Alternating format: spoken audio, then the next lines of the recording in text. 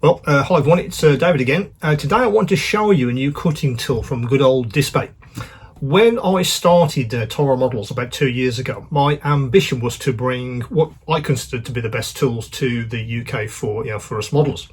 The tools in my store are a carefully, curated group of tools that I think allow us all to raise the quality and the finish of our models we make, no matter what kind of model maker you are. That was my intention when I started the store. Many of the tools that you'll see across my store are cutting tools. I often joke that 9 times out of 10 when I'm making these videos, it's about a new cutting tool, and often it is, because I guess that's one of the main areas of tool which we all use all the time, from craft knives to more specialised cutting tools, many of which I've got. What I wanted to do was, gather together a range of cutting tools all in one place. So when model makers like yourselves came to a cutting tool or a cutting job that you didn't really have a tool for, then Toro Models would be the place to head to. It all came really out of my dad, because he taught me always use the best tool for the job.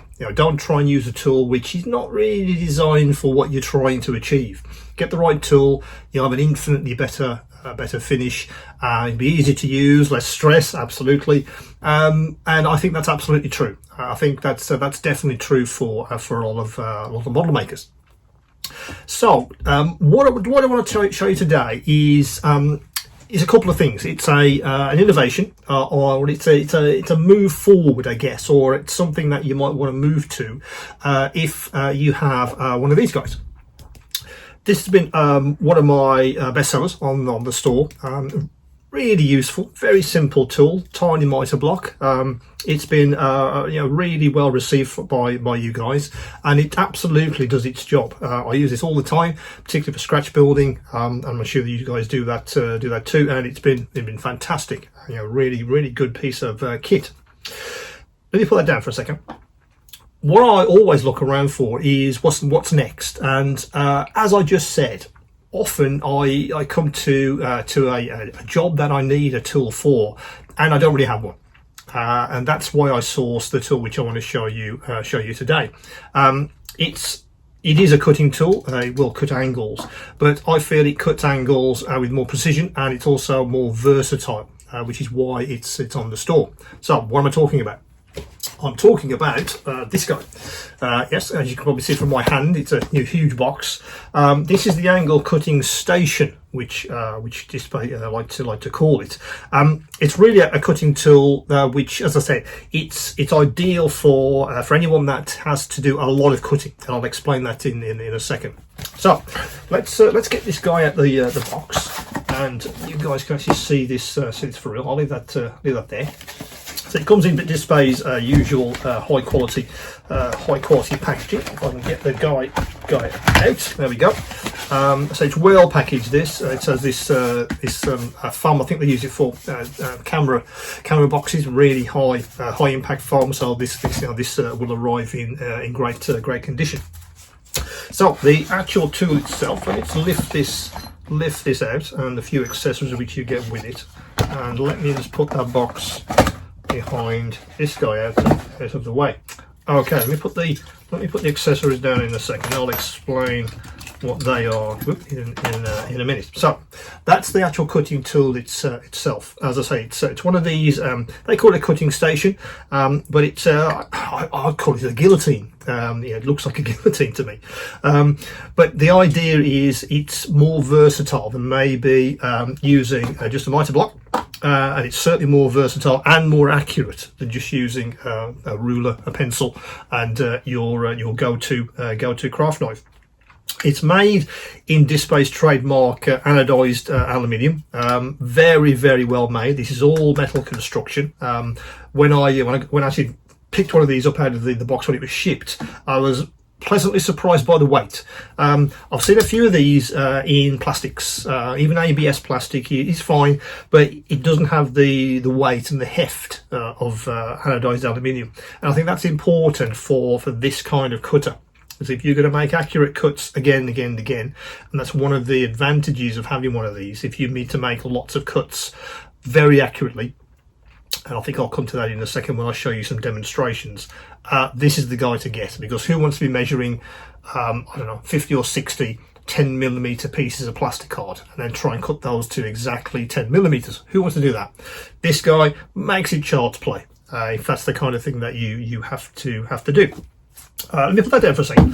So you do get a couple of three things in the box. There's all these Allen keys. Now they relate to what's on the back here. When I got this one out of the box, actually, this post was a little bit wobbly, and you can tighten that up with these two Allen keys here. The other one is for the actual blade itself. This guy again, it's got two Allen keys there for removing it, and I'll show you that in a second. The third Allen key, I don't know what that's for. It's a third one. I think it's another one of these. So you got a spare, because I've looked around and I can't see a third size of Allen key on this device. So I think they're giving you two of this in case you lose one. So there you go. You get three. And of course the other ones, the other thing in the box is some sticky pads for the base. These guys on here, just so it doesn't slide around. Yeah, they're rubberized, so that'll stop that moving around again. Because it's all about accuracy with this guy. It's all about making sure it doesn't move, and then you can cut within a millimetre, and I would say even parts of a millimetre with this guy. So let me show you this guy in action. So the whole idea is you get two, I guess, cutters in one. This one here, this what can we call it? This guide, I suppose. Yeah. This guide obviously moves out, but you undo that screw, and you can move this in and out without any problems at all. So the whole idea is you measure wherever you want that to go. So if I put that there and tighten that up, and I'll bring that a bit closer to the camera so you can see. This is all marked out completely. The guide itself also has a mark, so you can look at that. It's absolutely accurate. If you want that to within 1 millimetre, that's exactly what you can do. And the whole idea is, let me get a bit of plastic. So this guy, for instance. So if I want to say, okay, that is 34.5 millimetres. So if I want to cut that to 34.5 millimetres, straight through, and then I know that that guy is 35.4 millimeters. Absolutely. Now, as I said at the start of this video, the big advantage for this, of course, is if you needed to cut several hundred of these, this guy will go through them very easily. You can put the next one in,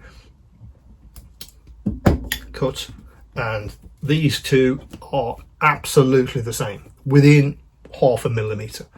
Which is what I've set on the device. So if you did need to make lots and lots of these for some reason, or you need to cut anything in multiples, then I'd argue that this guy will save you a lot of time, a lot of effort, and a hell of a lot of sweat and potentially tears as well. Which is what I used to have experience. I was trying to cut things like this with a craft knife and a ruler and a pencil back in the day. So I've been using this for a couple of months, and it really has transformed how I cut pretty much any material which I need to for scratch building, or even if I'm modifying some materials as well. Now, that's straight stuff. What about angles? Now, let me just put this guy back into its, I guess, its home position. Now, angles are this one here. So undo it again, and in fact, let me just pick it up, and I'll show you that a bit closer to the camera, so you can see how that moves. And then again, the whole idea is that there's a mark on the side of the actual device itself. That's your start mark. So for instance, let me just adjust this to something like, shall we say, what's that, 64 degrees. Let's pick that. So let me tighten it up. So okay, so that's now at 60. No, it's not. That is at, yes, it is. It's 64 degrees. That's at 64 degrees on the device. So again, if I wanted to cut this end at 64 degrees, what you do is you put that in the device like that. Off we go. It shoots off on your bench. And then if I bring that a bit closer, that end is 64 degrees. And again, if you need to do lots of this, maybe you're making a box, or you actually wanted to use this as a mitre block. Yeah, you can set this thing at 45 degrees, or whatever you need to make whatever kind of scratch build component you wanted to make. This guy, again, it's the repeatability. It's also the accuracy as well. The blade is super sharp, and again, I want to reiterate, super sharp. So be careful with this blade. Fingers out of the way, because that will slice a finger off. No problems at all. So let's not get involved with any of that, shall we?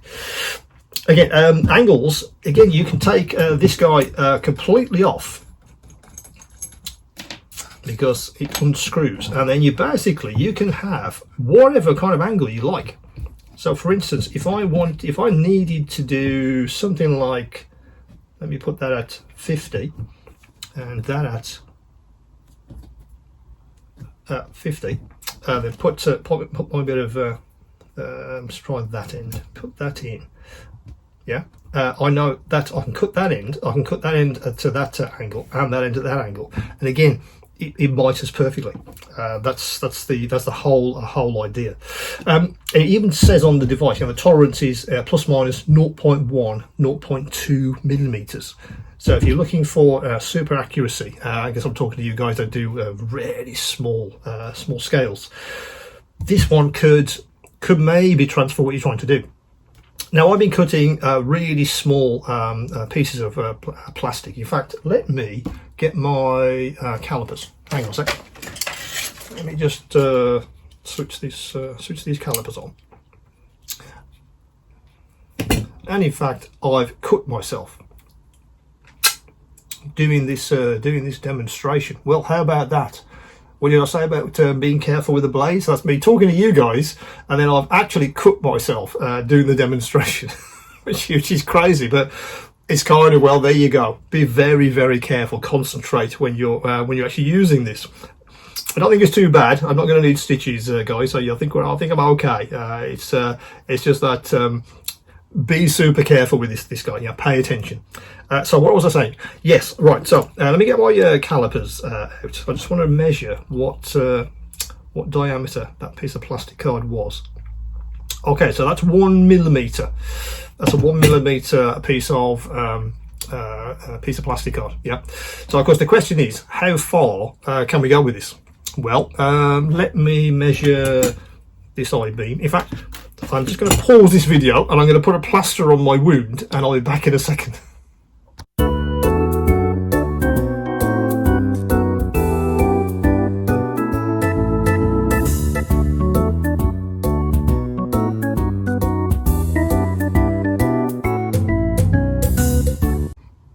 Okay guys, I'm back. I just put a plaster on so I'm not bleeding over my bench.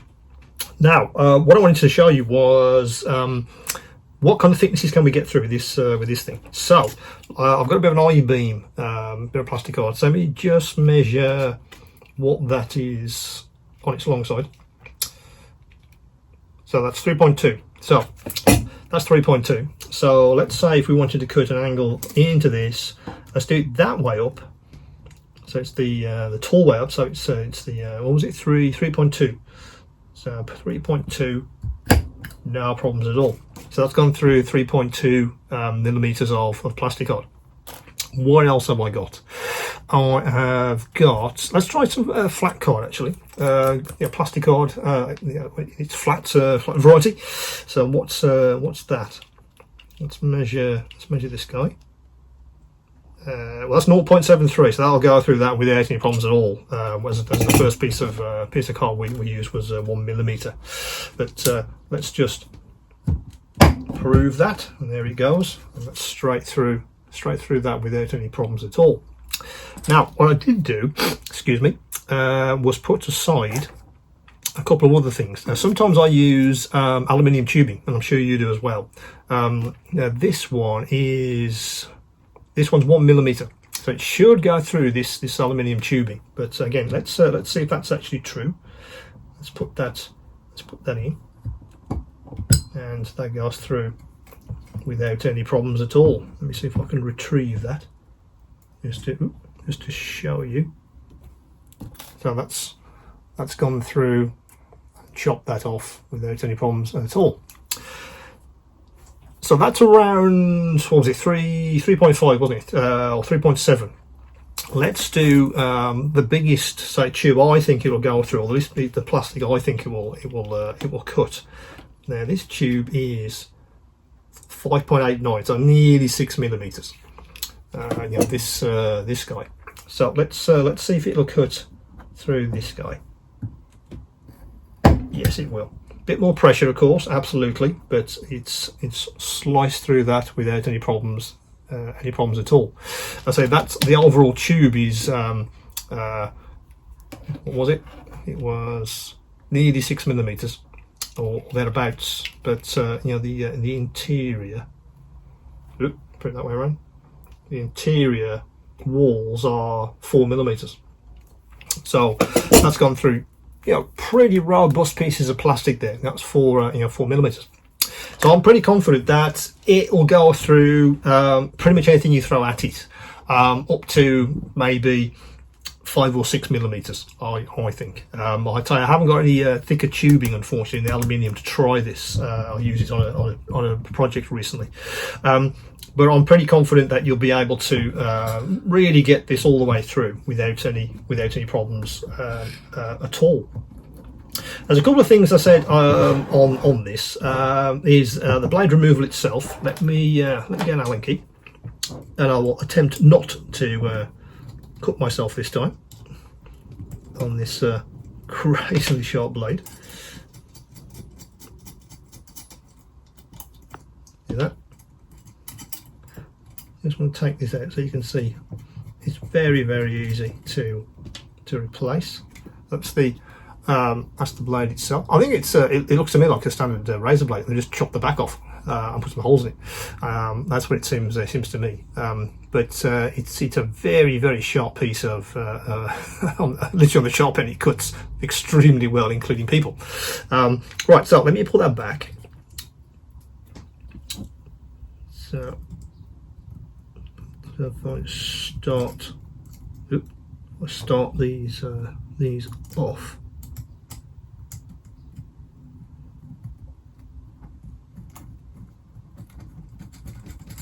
That's that one.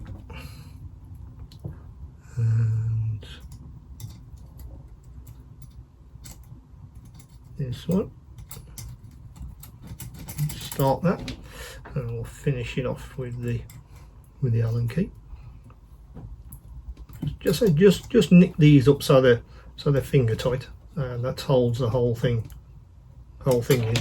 in place without any problems. Now there's a couple of extras with this. Obviously there are spare blades, which I did bring with me to show you, which is these guys. Again, be careful when you open the box so you don't cut yourself. As you know, these are spare blades are available on the store as well. And also this cutting mat, obviously this is going to wear over time, and Display also provide a replacement for this guy, which let me just show you what that looks like. Comes in a fairly standard bag. So let me just show you what that looks like. That's the replacement cutting mat. It's got a self-adhesive on the back, so you peel that off and stick it into the obviously replacement hole there. So these are available on the store as well. Eventually that will obviously get worn and maybe soiled with stuff. We all obviously try and keep our tools as clean as possible, but hey, well, spills happen. So there are replacements for that, and so for the blade as well. So that is the precision cutting station from Display.